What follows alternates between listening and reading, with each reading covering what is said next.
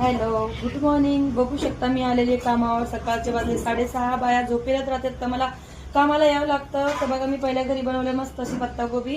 छान बघा तुम्ही मस्तपैकी चवळी भिजून ठेवलेली ती रात्रीची. मग आता सकाळी बनवलेली मी थिक अशी मस्त ग्रेव्हीची कांदे टमाटे टाकून. आणि सोबत स्टीम राईस बनवलेले आहे, दूध गरम करून दिलेले आहे आणि छान असं मी मिक्सवाला सॅलड कापून दिलेले आहे.